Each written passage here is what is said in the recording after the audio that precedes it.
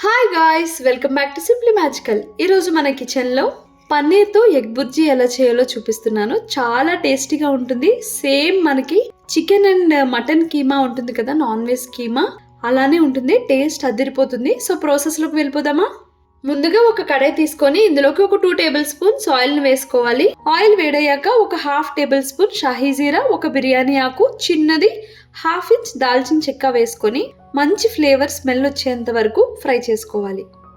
ఇప్పుడు ఇందులోకి 2 ఆనియన్స్ని ఇలా కట్ చేసుకొని ఫ్రై చేసుకోవాలి.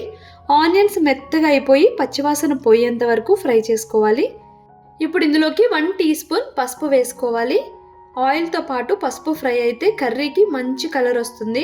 అన్నంలో కలుపుకున్నప్పుడు కూడా ఎల్లోగా చాలా బాగుంటుంది చూడడానికి. ఇలా మూత పెట్టుకొని 1 మినిట్ పాటు సిమ్లో మగ్గించుకుంటే చాలా త్వరగా మెత్తగా మగ్గిపోతాయి.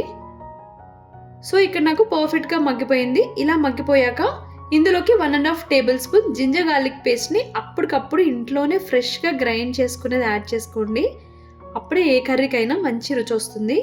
ఇప్పుడు ఇందులోకి మీ రుచికి సరిపడినంత కారం వేసుకొని దాంతోపాటు 1.5 టేబుల్ స్పూన్ ధనియా జీరా powder, 1 tablespoon garam masala powder కూడా వేసుకోవాలి. మసాలాలన్నీ ఆయిల్లో బాగా ఫ్రై చేసుకోవాలి. ఇలా ఫ్రై అయ్యాక ఇందులోకి సన్నగా తురుముకున్న పచ్చిమిరపకాయలు వేసుకొని వాటిని కూడా ఫ్రై చేసుకోండి. మిర్చీస్ ఫ్రై చేసుకున్నాక ఇందులోకి ఒక మీడియం సైజు ఉన్న 2 టమాటోస్ని ముక్కల్లా కట్ చేసుకొని వాటిని కూడా వేసుకోండి. చిన్న ముక్కల్లా కట్ చేసుకోండి. టమాటోలు పచ్చివాసన పోయి మెత్తగా మగ్గేంత వరకు లో ఫ్లేమ్లో మూత పెట్టుకొని మగ్గించుకోండి. టమాటోలు కరెక్ట్గా మగ్గిపోయినాయి. ఇప్పుడు పన్నీర్ తీసుకొని పన్నీర్ని ఇలా చేత్తో మ్యాష్ చేసుకున్నారంటే ఇలా పొడి పొడిగా వస్తుంది.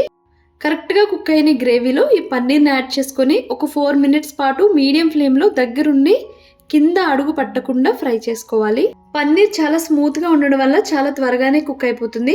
4 మినిట్స్ ఫ్రై చేసుకుంటే సరిపోతుంది. ఇప్పుడు ఇందులో కరివేపాకు, కొత్తిమీర, కసూరి మేతి వేసుకోండి.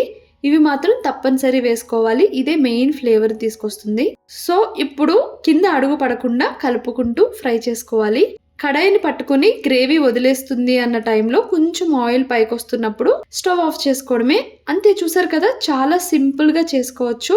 నాకైతే ఈ బుర్జీ ఎప్పుడు తిన్నా సరే సేమ్ మటన్ కీమా తిన్నట్టే ఉంటుంది. చాలా యమ్మీగా ఉంటుంది. తప్పనిసరి ట్రై చేయాల్సిన రెసిపీ ఇది. నా వీడియో మీకు నచ్చితే please do like, share and subscribe my channel. నా లేటెస్ట్ వీడియోస్ కోసం పక్కన ఉన్న బెల్ ఐకాన్ని క్లిక్ చేయండి. Bye bye, see you soon.